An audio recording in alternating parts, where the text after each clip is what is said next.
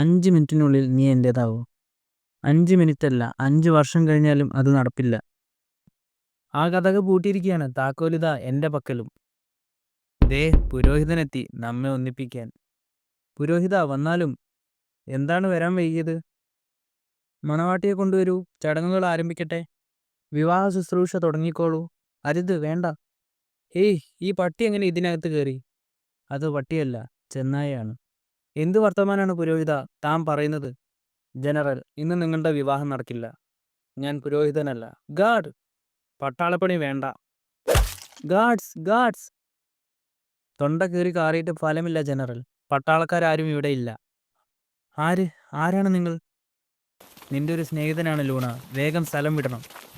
സ്നേഹിതനോ? താങ്കൾ ആരാണ്?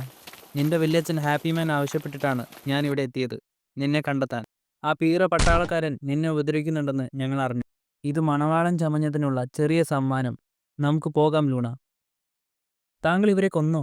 ഇല്ല, ഇവർ മയക്കത്തിലാണ്. ദാ ഞാൻ കാണാതെ പോയി ഒരുത്തൻ ഇവിടെ ഉണ്ടല്ലോ.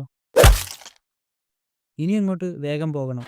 അവന്മാർക്ക് ഉന്നം നോക്കി വെടിവെക്കാൻ അറിയില്ല. അത് നമ്മുടെ ഭാഗ്യം. ഈ അവസ്ഥയിലും താങ്കൾ തമാശ പറയുന്നു. താങ്കൾ ആരാണ്? എല്ലാം പിന്നെ പറയാം. ജീവൻ വേണമെങ്കിൽ തല കുനിച്ചിരുന്നോളൂ. എന്ത് സംഭവിച്ചു? ആ പെണ്ണ് ലൂണ ഇവിടെ? മുഖമുടിക്കാരൻ്റെ കൂടെ കടന്നു കളഞ്ഞു. മുഖമുടിക്കാരൻ പുരോഹിതനായി വന്നു. അവൻ എങ്ങനെ ഇവിടെ എത്തി? അറിയാവുന്നവരെല്ലാം അനങ്ങാൻ വയ്യാത്ത നിലയിൽ.